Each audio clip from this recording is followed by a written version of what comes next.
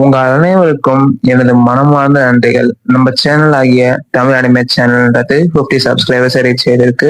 உங்களோட ஆதரவு எல்லாம் நடந்திருக்காது. ஸோ வாங்க வானவாக்குள்ள என்ட்ரு ஆகலாம். சாப்டரோட ஸ்டார்டிங்ல அந்த பெரிய ஸ்பை மான்ஸ்டர் தான் நமக்கு ஷோ பண்றாங்க. இந்த எரர் டஞ்சனை பத்தி நமக்கு எக்ஸ்பிளைன் பண்றாங்க.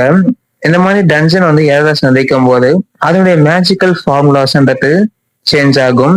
இதனால என்ன இம்பாக்ட் ஏற்படுதுன்னா, மான்ஸ்டர்ஸ் வந்து இங்க அப்நார்மலி ஸ்ட்ராங்காக மாறிடுது. அதே போல அது ஓவர் சைஸாகவும் மாறுது. ஸ்லைம்ஸ் பார்த்துருப்போம், ரொம்ப குட்டியா இருக்கும். இது பாத்தீங்கன்னா வந்து ரொம்ப ஜெய்சாண்டிக்கா இருக்கு. அப்ப என்ன சொல்றாங்கன்னா, ஹான்ஷியா வந்து இங்க பிராக்டிக்கலா சர்வே ஆகிற சான்ஸ்ன்னு பாத்தீங்கன்னா 0ன்னு சொல்றாங்க. ஏன்னா வந்து நம்ம ஹீரோ வந்து ஒரு டேலண்டே இல்லாத பர்சன் தான் உங்களுக்கு தெரியும். ஓகேங்களா? இந்த ஃபேக்கல்டிஸ் வந்து பிரின்சிபல் கிட்ட சொல்றாங்க, நீங்க வந்து மென்டலி ப்ரிப்பேர் ஆகணும் அப்படின்னு சொல்றாங்க. நம்ம ஹீரோ வந்து ஒரு நோபல், அவர் வந்து உள்ள இறந்துட்டா ஒரு பெரிய இஷ்யூ ஆகும். அதனால நம்ம பிரின்சிபல் வந்து நீங்க தயாரா இருங்க அப்படின்னு சொல்லிட்டு சொல்றாங்க. லேட்டரா பாத்தீங்கன்னா நமக்கு அந்த டஞ்சனுக்குள்ள தான் ஷோ பண்றாங்க. ஸோ நம்ம ஹான்ஷியாவும் அந்த இடையில வந்து அட்டாக்கிங் போஸ்டர் நின்றுட்டு இருக்காங்க. இடத்துல பாத்தீங்கன்னா கதறாங்க, நீ பாத்தியா இந்த எரர் ஸ்டைம்ஸ் என்ன கிரேஸா இருக்கு. ஏன்னா வந்து சுத்தி இருக்க அந்த கிராஸ்னா இருக்கு பாத்தீங்கன்னா பச்சை கலர்ல, அது எல்லாத்தையும் வந்து கருப்பா மாத்துது. ஸோ ஏடுல வந்து ரொம்ப அலறாங்க. இதுக்கு வாய்ப்பே கிடையாது, நம்ம எத்தனை வந்து டேக் டவுன் செய்ய முடியும் அப்படின்னு சொல்றாங்க. பண்ணி சொல்றேன், இதை விட்டு நான் வெளில போனோடனே நான் வந்து ஸ்லைம் சாலடா திரும்ப சாப்பிட கூட மாட்டேன் அப்படின்னு சொல்றாங்க. ஹான்ஷிகாவும் யோசிக்கிறான், இந்த மாதிரி வந்து ஸ்லைம்ஸ் வந்து அலையலையா வந்ததுன்னா இவ்வளவு வந்து டயர்ட் ஆகிடுவா. பட் சர்ப்ரைசிங்லி இப்போ பார்க்க நல்லா தான் இருக்கான்னு சொல்லிட்டு நம்மளோட இடத்தை பத்தி நம்ம ஹீரோவும் யோசிக்கிறான்.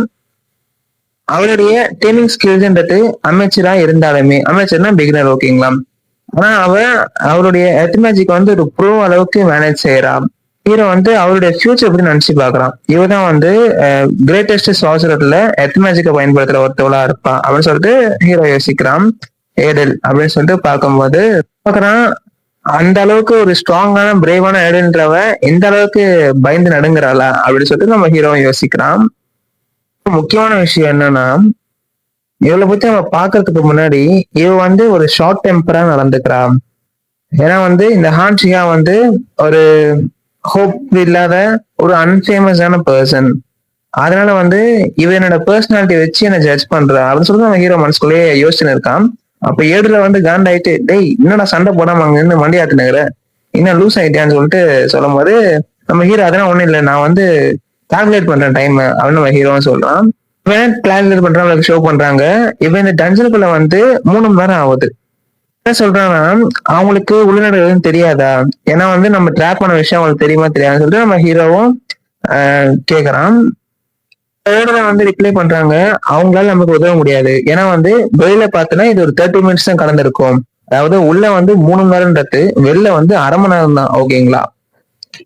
இங்க வந்து வெளியில கம்பேர் பண்ணும்போது ரொம்பவே டைம் வந்து ஸ்லோவா தான் நகரும். நாம வந்து ட்ரைன் பண்றதுக்கும் இங்க வந்து போதுமான நேரம் அவைலபிளா இருக்கும். அப்ப நம்ம ஹான்ஷியா வந்து பதறான். சுச்சுவேஷனா இருந்துச்சுன்னா அவங்க இங்க ரெஸ்கியூ பண்றதுக்கு செவரல் மோர் ஹார்ஸ் ஆகுமே. இதா பார்க்க போனோம்னா இந்த மாதிரியான ஸ்லைம்ஸ் வந்து எங்களால எவ்வளவு நேரத்துக்கு சமாளிக்க முடியும், இது வந்து உண்மையில இம்பாசிபிள் அப்படின்னு சொல்றான். அப்ப ஏடுல வந்து தடுப்பாகிறாங்க, நீ இன்னும் அவசர குணமா விஷயத்தையே சொல்லிட்டு இருக்க, சாகரதே இங்க சும்மா உட்காந்து போறது கிடையாது அவன் சொல்லிட்டு மேடுதான் சொல்றாங்க. ஹீரோவா சரி சரி அப்படின்னு சொல்லிட்டு பாக்குறான். அப்ப நம்ம ஹான்ஷியா என்ன சொல்றேன், எனக்கு கொஞ்சம் டைம் மட்டும் நீ வாங்கி கொடு அப்படின்னு சொல்றான். ஏழுல வந்து என்னது டைமா, சோ நீனே பாக்கதான் போற அப்படின்னு சொல்லி நம்ம ஹீரோவும் போறான். கிளைம்ஸ் எல்லாம் என்கிட்ட வராம பாத்துக்கோ, இது வந்து ரொம்ப நாள் எடுத்துக்கான்னு சொல்லிட்டு நம்ம ஹான்ஷியாவும் சொல்றான். அப்புறம் எழுதுறோம், நீ என்ன எல்லா ஸ்லைம்ஸும் என்ன தனியா பாத்துக்க சொல்றியா, சோ நீ இந்த நேரத்தை என்ன பண்ண போறேன்னு சொல்லிட்டு நான் பாக்குறேன் அப்படின்னு சொல்லிட்டு வேர்டுல வந்து சண்டை போடுறதுக்கு தயாராகிறாங்க. கேக்குறாங்க, ஹே ஆன்ஷிகா நீ என்ன இக்னோர் செய்யறியா அப்படின்னு கேட்கும் போது அவங்களும் வந்து ரொம்ப கடுப்பா வராங்க. அப்ப என்ன சொல்றாங்கன்னா, நீ வந்து நான் டைம் உனக்கு வாங்கி கொடுத்ததுக்கு அப்புறமும் வந்து இதை சால்வ் பண்ண முடியலன்னா நான் வந்து என்னோட மேஜிக்கை பயன்படுத்தி உன்னை சாக அடிச்சிருவேன் அப்படின்னு சொல்லிட்டு தான் சொல்றாங்க. எனக்கு சிரிப்பா இருக்கு, வேற எதுவும் தப்பா இருக்காதீங்க. ஹான்ஷியாவும் சொல்றான், பாத்தீங்களா நான் தான் சொன்னேன் அவன் அந்த அளவுக்கு ரொம்ப மோசம் கிடையாது அப்படின்னு சொல்லிட்டு சொல்றான். அது பாத்தீங்கன்னா ஏழுன்றவ ஒரு சின்ன கிட்டு போலதான் அப்படின்னு சொல்லி நமக்கு ஷோ பண்றாங்க. அப்புறம் டிராகனும் வந்து க்ரூ அப்படின்னு சொல்லுது. அப்ப நம்ம ஹான்ஷியா சொல்றான், நீ கவலைப்படாத, எல்லாமே நான் பிளான் பண்ண மாதிரி தான் போயிட்டு இருக்குன்னு சொல்லிட்டு நம்ம ஹீரோ சொல்றான். நம்ம ஹீரோட மெமரியில பாத்தீங்கன்னா சோல் அகாடமில வந்து அவன் லேர்ன் பண்ணியிருக்கான் இந்த ஏர் டஞ்சனை வந்து நம்ம எப்படி வந்து சால்வ் செய்யறதுன்னு சொல்லிட்டு. நம்ம ஹீரோ வந்து நாவல்ஸ் ரொம்ப பிடிக்கும், அங்க வந்து படிச்சிருக்கான். ஓகேங்களா? அங்க என்ன விஷயம்னா நம்மளுடைய கதையோட ப்ரோட்டகனிஸ்ட் ஹீரோ ஆகிய பர்சன் லீ ஹான் வந்து நம்ம ஹான் ஷியாவோட டிஃபரன்ஸை சொல்லி தரத்துக்கு வந்து அந்த எபிசோட்ல வந்து சொல்லி கொடுத்திருப்பாங்க. வந்து நம்மளுடைய ஹான் ஷியா வந்து இதை ட்ரை பண்ணியிருப்பான், அந்த சுச்சுவேஷன் அவன் ஃபெயில் ஆகியிருப்பான். சோ நம்ம ஹீரோ வந்து இதுலதான் ஹீரோ, பட் அந்த நாவல்ல வில்லன். ரொம்ப குழப்பிக்காதீங்க. பட் இந்த நாவலோட ஹீரோ வந்து லீ ஹான். ஓகேங்களா? நம்ம ஸ்டோரிக்குள்ள வந்துன்னா ஹான் ஷியா தான் ஹீரோ. ஓகேங்களா? சோ இப்ப சொல்றான், இப்ப நான் வந்து அதை ட்ரை பண்ண போறேன்னு சொல்லிட்டு நான் அதை கண்டுபிடிச்சிட்டேன் அவன் சொல்லிட்டு நம்ம ஹான் ஷியாவும் சொல்றான். அப்ப நம்மளுடைய டிராகன் ஆகிய பேசில் கிட்டே அவன் சொல்றான், இந்த மாதிரி இருக்க எல்லா ஒயின்ஸையும் வந்து பார்த்த உடனே என்ன கொண்டு வா, உடனே அதுவும் அப்படின்னு சொல்லிட்டு பறந்து போகுது. வந்து நம்ம ஹான்ஷியா சொல்றான், இந்த மெத்தட் நான் பயன்படுத்தினதால ஐடல்ஸ் வந்து வாழ்க்கை ஃபுல்லா என்னை வந்து திட்டிக்கிட்டே தான் இருந்தாங்க. உங்களுக்கு தெரியுமா, நான் ஒன்னும் அந்த அளவுக்கு முட்டாள் கிடையாது அந்த மாதிரி அபியூஸ் வந்து திரும்பியும் வாங்கறதுக்குன்னு சொல்லிட்டு ஹீரோ வந்து அந்த ஒயின்ஸ்ல அவனுடைய மேஜிக் வந்து பயன்படுத்துறான். சொல்றாங்க, எந்த அளவுக்கு என் மேஜிக் நான் பயன்படுத்துறதால விரைவா என்னோட ஸ்டாமினா வந்து ரீச் செய்ய போகுது.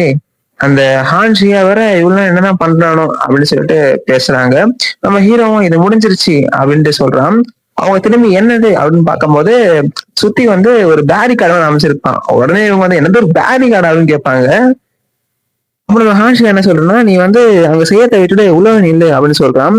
அந்த ஒயின்ஸ் வச்சு அவன் ஒரு பேரிகார்டு மேக் பண்ணியிருக்கான். அப்ப நம்ம ஹீரோ சொல்றான், இது பாக்குறதுக்கு ரொம்ப சிம்பிளா தான் இருக்கும், இல்லையாரு நான் வந்து எல்லாத்தையும் முடிச்சிடறேன் அப்படின்னு சொல்லி நம்ம ஹீரோ சொல்றான். இப்ப நமக்கு இந்த பேக்கை பத்தி சொல்றாங்க. இது பாத்தீங்கன்னா ஒரு டிஃபென்சிவ் வால் போல செயல்படும். அதே போல அவுட் சைட்ல இருக்க மான்ஸ்டரை வந்து கில் பண்ணிடும். ஹான்ஷியா வந்து ரெண்டு முக்கியமான பாயிண்ட்ஸ் அதுல ஃபெயில் பண்ணிட்டான்னு சொல்லிட்டு சொல்றாங்க. ஆக்சுவலா இது ப்ரீவியஸ் நாவல்ல இருக்கும்.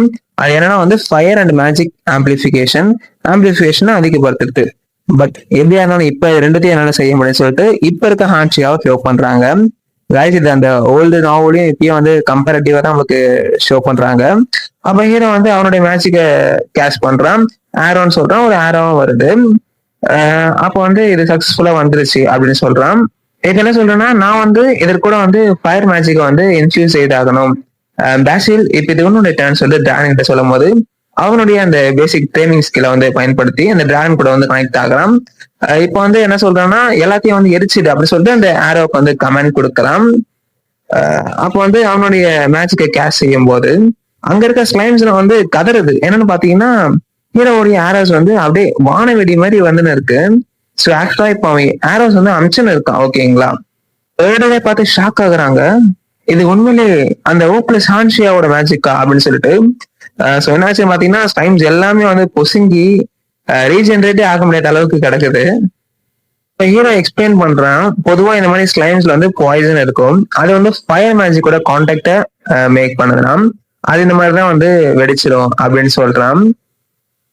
ஸோ இப்போ நம்ம ஹீரோ பண்ணா பாத்தீங்களா, அந்த ஃபயர் ஆரோஸ் வச்சு எல்லா ஸ்லைம்ஸையும் காலி பண்ணான்ல. ஸோ சொல்றான், இதான் என்னோட பிளான் சொல்லும் போது எடுத்து கேக்குறாங்க, எனதும் பிளான்ல இருந்து நம்மளை பாதுகாக்கவே இந்த பேரிகார்டை நீ கிரியேட் பண்ணி நம்மளை எவ்வளவு நிக்க சொன்னியான்னு சொல்லி கேக்குறாங்க. அப்ப நம்ம ஹீரோ சொல்றான், நல்ல நீ அப்சர்வ் பண்ணிருக்க, இந்த ஒயின்ஸ்ன்றது ஃபயர் ரெசிஸ்டன்ட் எஃபெக்ட் கொண்டது அப்படின்னு சொல்லிட்டு சொல்றான்னா, இங்க சுத்தி இருக்க எல்லா ஸ்லைம்ஸையும் வந்து நம்ம எரிச்சாச்சு. இப்ப நம்மளுக்குள்ள வந்து ரெஸ்ட் எடுக்கலாம், நம்மள வந்து ரெஸ்கியூ பண்றதுக்கு ஆட்கள் வர வரைக்கும்னு சொல்லிட்டு நம்ம ஹான்ஷியாவும் சொல்றான். இப்ப வந்து ஆக்சுவலா அவன் பெருமூச்சு விடுறான். ஓகேங்களா? இப்ப நம்ம ஏடுல வந்து யோசிக்கிறாங்க, என்னை காப்பாத்தினது வேற யாரும் இல்ல, இந்த ஹான்ஷியா தானா? பொதுவா இந்த ஐடல் அகாடமியில இருக்க நோபல்ஸ் வந்து காமனர்ஸோடைய லைஃப வந்து ஒரு பொருட்டாவே மதிக்க மாட்டாங்களே. எனக்கு ஆச்சரியமா இருக்கு, இவன் வந்து சம்வாட் டிஃப்ரெண்டா இருக்கான். அப்ப நம்ம ஹீரோ வந்து வில்லத்தனமா பாக்குறான்னா கண்டிப்பா வந்து நன்றி செலுத்தணும்னு நினைக்கிற போல இருக்கே அப்படின்னு கேட்கறான். அப்பதான் ஏடுல வந்து முறைச்சுக்கிட்டே, ஆமா நன்றி உணவோட தான் இருக்கேன், அதுவும் குட்டியாதான் அப்படின்னு சொல்றாங்க. ஏன்னா நீ என்னோட லைஃப காப்பாத்திருக்கேன் அவன் சொல்லி நம்ம ஹீரோன்னு சொல்றான். அப்ப நம்ம ஹீரோவும் தட்ஸ் குட், நீ எனக்கு நன்றியா தான் இருந்தாகணும், அதுக்காக எனக்கு ஒரு ஃபேவர் செய்ய முடியுமான்னு சொல்லிட்டு இந்த எபிசோட முடிக்கிறாங்க. Thank you friends, keep on supporting